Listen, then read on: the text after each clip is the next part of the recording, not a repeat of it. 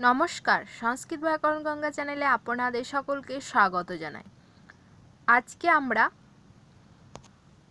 অজন্ত পুংলিঙ্গ প্রকরণে বালক শব্দের ষষ্ঠী বিভক্তির যে রূপগুলি তার প্রক্রিয়া সূত্র সহ দেখে নেব। প্রথমে আমরা বালক শব্দটি নিয়েছি এবং এই বালক শব্দটিকে অর্থবদ ধাতুর প্রত্যয় প্রাতিপদিকম এই সূত্রানুসারে প্রাতিপদিক সংজ্ঞা করা হয়েছে। কারণ এটি অর্থবদ শব্দ, সেই জন্য অর্থবদ ধাতুর প্রত্যয় প্রাতিপদিকম সূত্রানুসারে এখানে বালক শব্দটিকে প্রাতিপদিক সংজ্ঞা করা হয়েছে।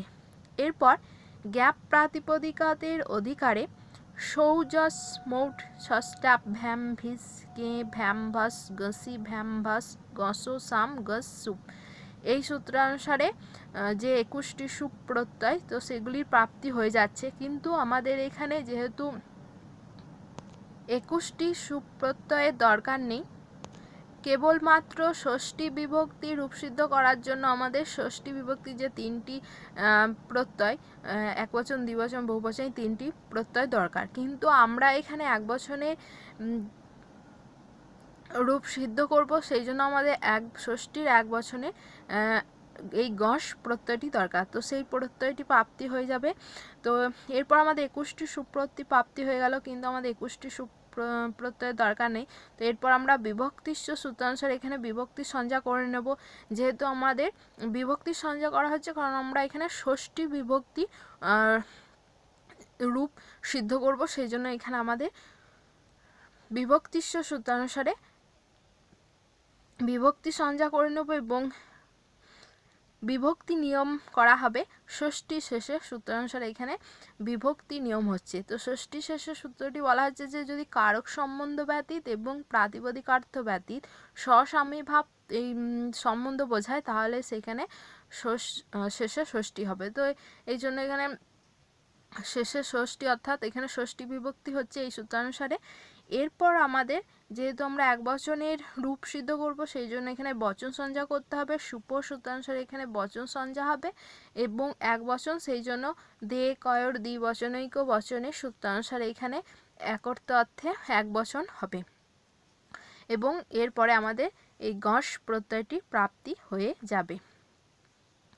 গ্রস প্রত্যয়ের যে আদি গ এই বর্ণটি লসক্য তদ্ধিত সূত্রানুসারে ক বর্গের মধ্যে পড়ছে, সেই জন্য এখানে লসক্য তদ্ধিত সূত্রানুসারে ঈশসঞ্জা হয়ে যাবে। আর দন্তস্বরের ঈশসঞ্জা হবে না হলন্তম সূত্রানুসারে, কারণ ন বিভক্ত তুষ্মাহা এই সূত্রটি এখানে নিষেধ করবে যে বিভক্তির ত বর্গ স এবং ময়ের লোপ হয় না। এই জন্য এখানে স থাকার জন্য ন বিভক্ত তুষ্মাহা সূত্রানুসারে এখানে দন্তস্বরের লোপ হবে না। আর গ এর লসক্য তদ্ধিত সূত্রানুসারে এখানে লোপ হয়ে যাবে, ফলে অস এই রূপ হবে। গস থেকে অস ঈশসঞ্জার পরে এই রূপটি থাকছে। এরপরে যস্মাৎ প্রত্যয় বিধি তদাদি প্রত্যয় অঙ্গম এই সূত্রটি প্রয়োগ হবে, কারণ এখানে টা গসি গসা মিনাত সাহা এই সূত্রটি অঙ্গের অধিকারে থাকার জন্য এই সূত্রটি এখানে প্রয়োগ করতে হবে, কারণ এখানে বালক শব্দটিকে অঙ্গ সংজ্ঞা করতে হবে। এই সূত্রের অর্থে বলা হয়েছে যে যস্মাৎ অর্থাৎ যার দ্বারা প্রত্যয় বিধি মানে প্রত্যয়ের বিধান হয়, তদাদি প্রত্যয় অঙ্গম প্রত্যয় মানে সেই প্রত্যয়টি যদি পরে থাকে তাহলে তদাদি মানে তদাদি অঙ্গ সংযোগ হয়, মানে যেই প্রত্যয়ের আদির অঙ্গ সংজ্ঞা হবে, ফলে এখানে বালক শব্দটি অঙ্গ সংজ্ঞা হয়ে যাবে। যস্মাৎ প্রত্যয় বিধি তদাদি প্রত্যয় অঙ্গম এই সূত্রানুসারে বালক শব্দটি অঙ্গ সংজ্ঞা হবে। যার দ্বারা প্রত্যয়ের বিধান করা হচ্ছে, যার দ্বারা প্রত্যয়ের বিধান হচ্ছে অর্থাৎ এই যে প্রকৃতি, আর এটি হচ্ছে প্রত্যয়। তো বলছে যার দ্বারা প্রত্যয়ের বিধান হয়, প্রত্যয় যদি পরে থাকে, সেই প্রত্যয় যদি পরে থাকে এবং তার আদির অঙ্গ সংজ্ঞা হবে। তো অস এর এই প্রত্যয়ের দ্বারা এখানে বালক শব্দটি প্রকৃতি অর্থাৎ বালক শব্দটির অঙ্গ সংজ্ঞা হবে। তো এই বালক পুরো শব্দটি এখানে অঙ্গ সংজ্ঞা হয়ে যাবে। এরপর টা গসি গসা মিনাসা এই সূত্রটি প্রয়োগ হবে।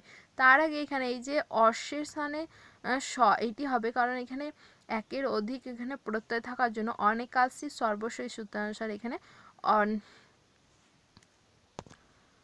অনেকাংশি সর্বস্ব এই সূত্রের অর্থ হচ্ছে যে যদি আদেশটি অনেক বর্ণ বিশিষ্ট হয়, তাহলে এই যে দন্তেশ্ব এবং জ এখানে একের অধিক থাকার জন্য এখানে অনেক বর্ণ বিশিষ্ট হওয়ার জন্য এটি সম্পূর্ণের স্থানে হবে, অর্থাৎ অস এই পুরো প্রত্যয়টির স্থানে স এই আদেশটি হবে। এবং টা গসি গসা মিনাস এই সূত্রের অর্থ হচ্ছে যে টা এর স্থানে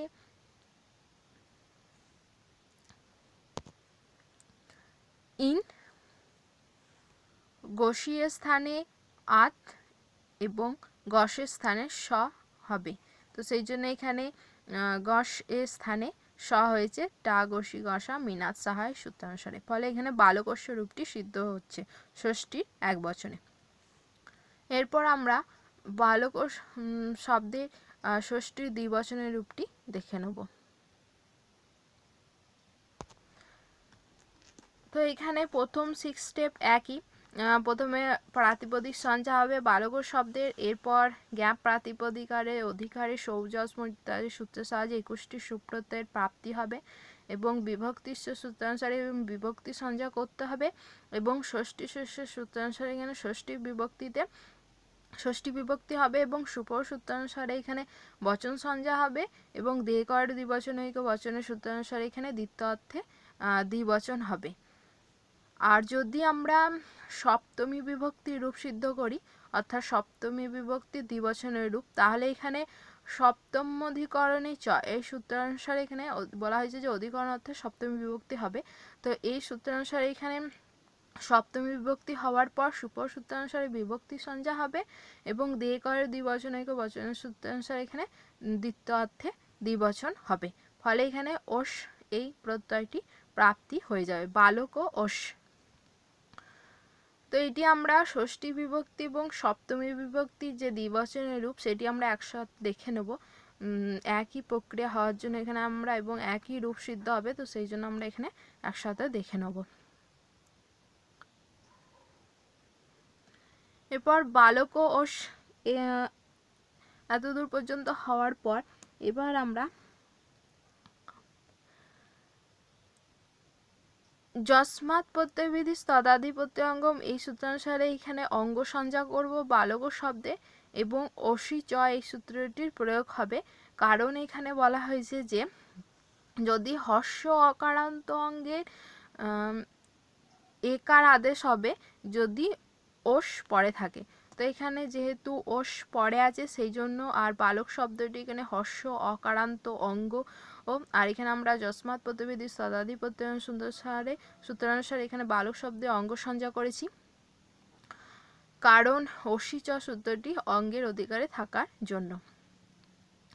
এরপর অসি চ সূত্রটি বলছে যে হর্ষ অকারান্ত অঙ্গ, অর্থাৎ এখানে বালক শব্দটি অকারান্ত অঙ্গ হওয়ার জন্য এবং পরে ওস এই বিভক্তিটা পরে থাকা মানে ওস এই সুপ্রত্যয়টি পরে থাকার জন্য এখানে এ কার আদেশ হবে। এরপর বালক এই শব্দের পর এ আদেশ হলো এবং পরে ওস থাকার ফলে এখানে সন্ধি হবে, আর অয় আবহ সূত্রানুসারে এখানে এ স্থানে অয় হবে, কারণ অচ পরে থাকা যদি অচ প্রত্যয় পরে থাকে তাহলে এ স্থানে অয় আদেশ হয়। এই সন্ধি সূত্রানুসারে এখানে এ স্থানে অয় আদেশ হবে। অয় আবহ সেই সূত্রটি আমরা বিস্তারভাবে দেখেছি, যখন সন্ধি সূত্রগুলি আমরা দেখেছি সেখানে আলোচনা করেছি বিস্তারভাবে।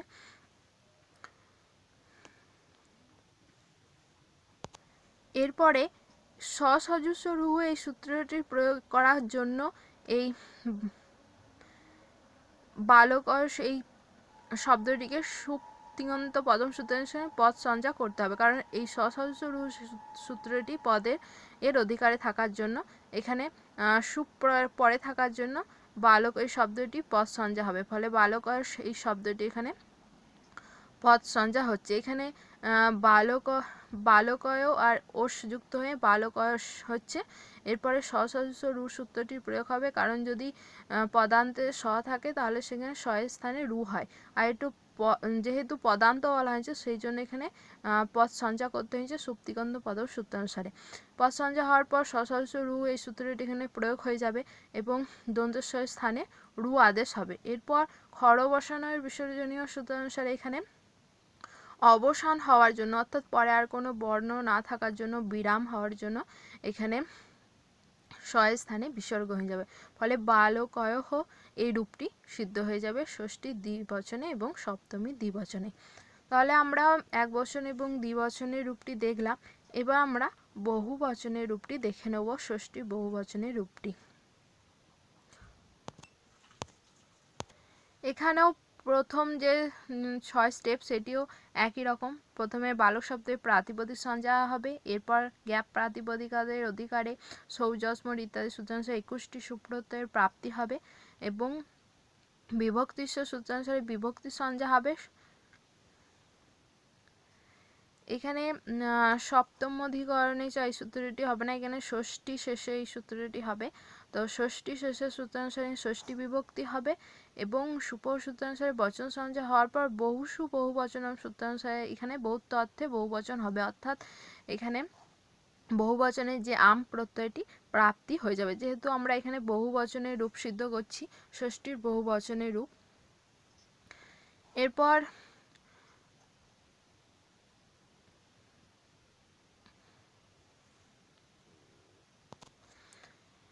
নামি এই সূত্রটি অঙ্গের অধিকারে থাকার জন্য যস্মাৎ প্রত্যয় বিধি তদাদি প্রত্যয়ঙ্গম সূত্রানুসারে এখানে বালক শব্দটির অঙ্গ সঞ্জা হবে এবং হর্ষণদ্যাপ্য নুট সূত্রানুসারে এখানে নুট আদেশ হবে। তো এই সূত্রের অর্থ হচ্ছে যে হর্ষান্ত এবং যদি মানে হর্ষ অন্তে আছে এমন এবং নদী অন্তে আছে এমন এবং আবন্ত অঙ্গের পর মানে অন্তে আছে এমন, আপ অন্তে আছে এমন সেরকম অঙ্গের পর আমের নুট আগম হয়ে যাবে। তো এখানে আম পরে থাকার জন্য আর এখানে হর্ষ অন্তে আছে, অর্থাৎ অকারান্ত হওয়ার জন্য এখানে নুটের আগম হয়ে যাবে। আর এই সূত্রটিও হর্ষ নদ্যাপ্য নুট এই সূত্রটিও অঙ্গের অধিকারে আছে, সেই জন্য এখানে আগে অঙ্গ সঞ্জা করতে হলো বালক শব্দটিকে। আর নুট এই প্রত্যয়টি যেহেতু ট ইট মানে নুটের ট ইত, তো সেই জন্য এখানে আদ্যন্ত টকিত সূত্রানুসারে যেহেতু এটা ট ইট, সেই জন্য এখানে এই আম প্রত্যয়ের আগে হবে, অর্থাৎ আদিতে হবে। সেই জন্য এখানে নুট আম প্রত্যয়ের আদিতে হয়েছে, ফলে বালক ও নুট আম এই রূপ পর্যন্ত সিদ্ধ হচ্ছে। যে আদ্যন্ত টকিত সূত্রানুসারে আদি ইট যদি হয় তাহলে আদিতে হবে, তো সেই জন্য এখানে নুট যেহেতু টয়েস, তো সেই জন্য এখানে আদিতে হয়েছে।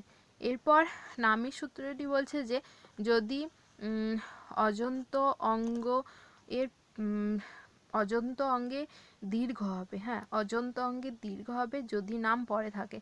তো এখানে অচ অন্তে আছে এবং পরে নাম থাকার জন্যই এখানে নুট এর যেহেতু এখানে সঞ্জা হয়ে নয় অবশিষ্ট থাকছে, আর ন অবশিষ্ট থাকার ফলে ন প্লাস আম হয়ে নাম হয়েছে।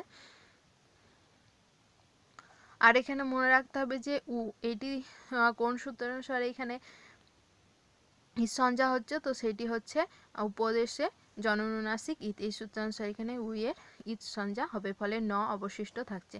এরপর বালক ও নাম এত এরূপ হওয়ার পরে নামি সূত্রটি প্রয়োগ হবে এবং নামি সূত্রে বলছে যে অজন্ত মানে অর্থাৎ অচ যদি অন্তে থাকে তাহলে অজন্তের দীর্ঘ হবে যদি নাম পরে থাকে, ফলে এখানে বালক শব্দটি দীর্ঘ হবে, অয়ের দীর্ঘ আ হয়ে বালকা নাম এই রূপ সিদ্ধ হবে।